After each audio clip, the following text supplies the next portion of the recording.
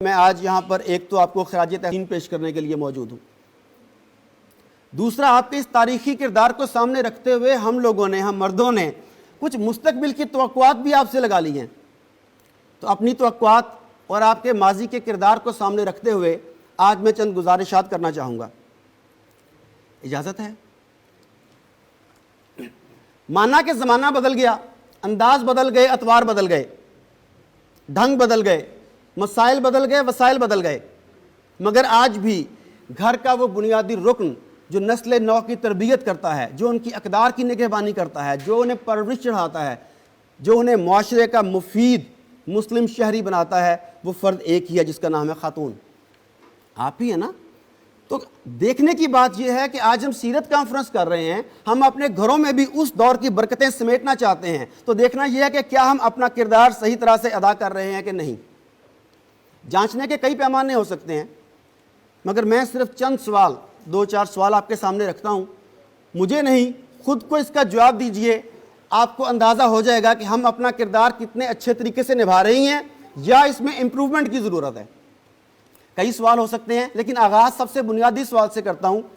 آپ میں سے بہت سی خواتین بچوں والیاں ہیں، سوال یہ ہے کہ صبح اپنے بچوں کو سکول جانے کے لیے اٹھاتی ہیں یا نماز پڑھنے کے لیے اٹھاتی ہیں؟ رات کو جب بچے کو جلدی سونے کے لیے کہتی ہیں تو اس کے ذہن میں کیا فکرہ ڈالتی ہیں؟ جلدی سو جاؤ صبح سکول جانا ہے، یا سو جاؤ صبح نماز پڑھنی ہے؟ ہوم ورک نہ کرنے پر، سکول نہ جانے پر تو بچے کی ڈانٹ ڈپٹ ہوتی ہے، نماز نہ پڑھنے پر، تلاوت سے غفلت کرنے پر، معمول کے ذکر اذکار کو چھوڑ دینے پر ہمارا رویہ کیا ہوتا ہے؟ مجھے نہ بتائیے، خود سے پوچھئے، اپنے آس پاس کے لوگوں سے پوچھئے۔ آپ تو ماشاءاللہ پہلے سے اس پلیٹ فارم پر اس جذبے کے ساتھ منسلک ہیں، لیکن آس پاس بھی دیکھیے کہ ہو کیا رہا ہے۔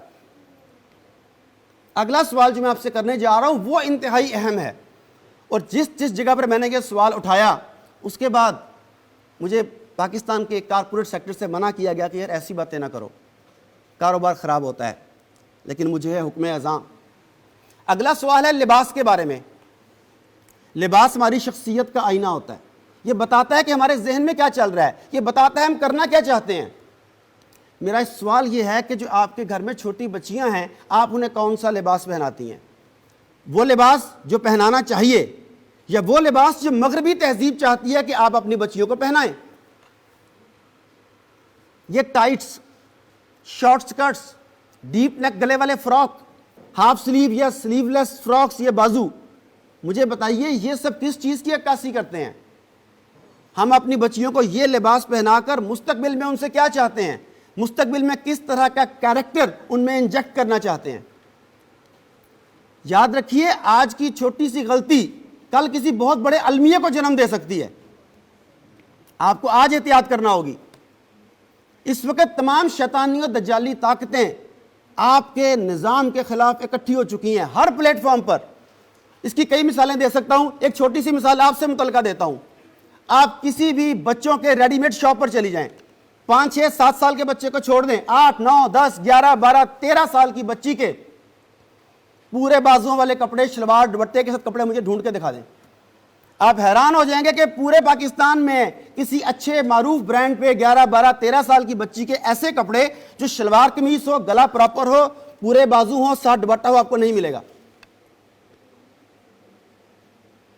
آپ کیا کریں گے؟ اب آپ دل میں سے، ہم میں سے کچھ لوگ کہتے ہیں کہ بھئی چل ہی یہی رہا ہے، اس وقت فیشن یہ ہے، سبھی یہی پہنتے ہیں، تو میں کیا کروں؟ کیا یہ جواز کافی ہے؟ اگر سب کنویں میں چھلانگ مار دیں تو کیا ہم چھلانگ مار دیں گے؟ اگر سب اپنے بچوں کو زہر دینا شروع کر دیں تو کیا ہم انہیں زہر دینا شروع کر دیں گے؟ تو جب آپ کے اندر سے یہ آواز نہیں کی آتی ہے، ضمیر بولتا ہے، تو ہم میں سے کچھ لوگ خود کو یہ کہہ کے تسلی دیتے ہیں کہ ابھی تو بچی ہے، حالانکہ پتہ آپ کو بھی ہے کہ وہ بچی نہیں ہے۔ اگر آپ کی نظر میں بچی ہے بھی تو دنیا کی نظر میں نہیں ہے۔ اگر ایسا ہوتا تو زینب جیسے پھول کو مسئلہ نہ جاتا۔ سوچئے ہم کیا کر رہے ہیں۔ چلیں مانا وہ بچی ہوگی، آپ کا فیصلہ ہے، ٹھیک ہوگا۔ ہم ذرا بڑی خواتین کے کپڑوں کی طرف آ جاتے ہیں۔ اگر میں کوئی تلخ بات کہہ دوں تو میں پہلے سے معذرت چاہتا ہوں، مخاطب در حقیقت آپ نہیں، پورے پاکستان کی خواتین ہیں۔ پاکستان کے معروف سے معروف، اچھے سے اچھے، مہنگے سے مہنگے برانڈ کا کپڑا اٹھا کر خود سے پوچھیں کہ یہ کپڑا سطر پوشی کے لیے استعمال ہوتا ہے یا یہ سی تھرو کلوتھ ہے جس کے آر پار دیکھا جا سکتا ہے. ایک تجربہ کیجئے, میری ریکویسٹ ہے آپ سے, اور میرے ساتھ جو یہاں پہ چند مرد حضرات جو موجود ہیں ان سے بھی ریکویسٹ کروں گا کہ ضرور یہ تجربہ کیجئے گا. کسی بھی معروف لان یا کاٹن خواتین کو اس کپڑے کو ہاتھ میں پکڑیے اور روشنی میں لے جائیے. اس کے بعد دیکھیے کہ کیا اس کپڑے میں سے آپ کا ہاتھ اور ہاتھ کی حرکات نظر آتی ہیں یا نہیں. مجھے 100% یقین ہے کہ یہ تجربہ کیے بغیر آپ سب کو اس کا جواب معلوم ہے کہ کیا اس کا جواب ہے. سوچئے یہ برانڈز کب تک ہماری عزت, غیرت, حمیت اور حیا کا جنازہ نکالتے رہیں گے اور ہم آنکھیں بند کرتے رہیں گے؟ کب تک؟ ایسے کپڑے دیکھ کے گھر میں موجود شوہر, باپ, بھائی, بیٹا تو نظریں جھکا لیں گے, باہر والے نظریں نہیں جھکاتے. کئی دفعہ کسی مرد کی غیرت جاگتی ہے, وہ اپنی بیگم سے کہنا چاہتا ہے کہ یہ کپڑے نہ پہنو. جیسے ہی سوچتا ہے اس کے ذہن میں دوسری آواز ابھرتی ہے کہ تیری ماں اور بیٹی بھی تو اور بہن بھی تو یہی کپڑے پہن رہی ہے. کیا چوائس ختم ہو گئی ہے ہمارے پاس؟ اور صورتحال کو اس نہج پر پہنچانے میں, اس سطح پر لانے میں ایک بہت اہم کردار آپ کی میڈیا انڈسٹری کا ہے, جنہوں نے اپنے ڈراموں کے ذریعے مغرب کی اور ہندو کی وہ تہذیب ہمارے کلچر میں انجیکٹ کر دی جو بے حیائی اور فحاشی پر مشتمل ہے. کیا آپ جانتے ہیں کہ پاکستان میں طلاق کی بڑھتی ہوئی شرح کی وجہ کیا ہے؟ ٹی وی پر دکھائے جانے والے ڈرامے. کیا آپ جانتے ہیں کہ پاکستان میں رشتوں پر سے اعتماد کیوں اٹھتا جا رہا ہے؟ یہ ڈرامے.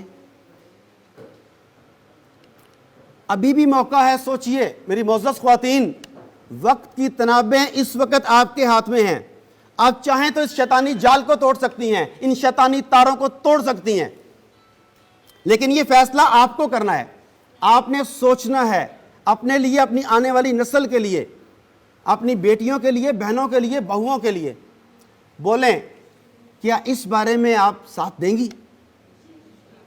ہمیں اس کے آگے بند باندھنا ہوگا. کوئی تو بولے گا, کوئی تو آواز کھڑی کرے گا ہماری.